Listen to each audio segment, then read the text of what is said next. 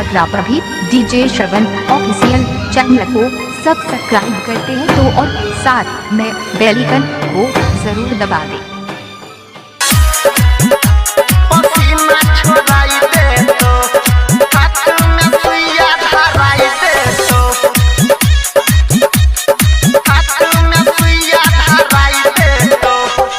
गरमी में बिहान करी है गे छौरी नहीं तो पसीना छोड़ाई दे तो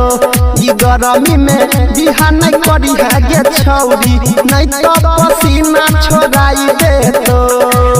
ये पसीना छोड़ाई दे तो हंसाई तो पसीना छोड़ाई दे तो झूठ चले नहीं दे तो गे छौरी हाथ में सुइया धराई दे तो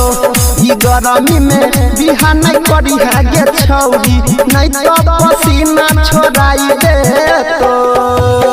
डीजे सुमित सतीश पसीना छोड़ाई दे तो हाथ में सुइया धराई दे तो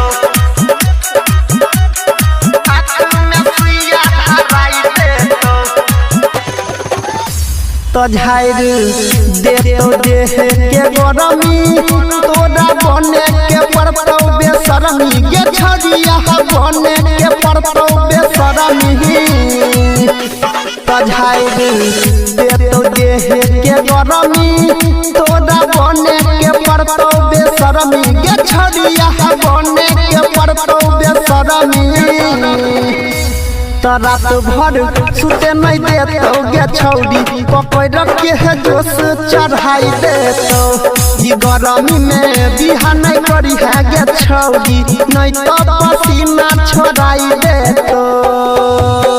डीजे सुमित सतीश डीजे सुमित सतीश पसीना छोड़ाई देतो हाथ में सुइया धराई देतो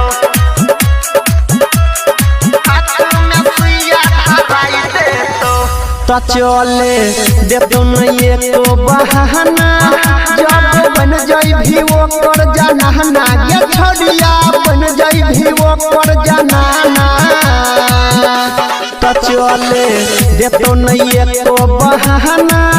जब बन जाई भी वो कर जाना गे छौरिया बन जाई भी वो कर जाना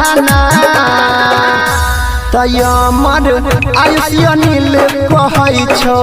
पूरा पाठ पढ़ाई दे तो गरमी में बिहान करी है गे छौरी नहीं तो पसीना छोड़ाई दे तो।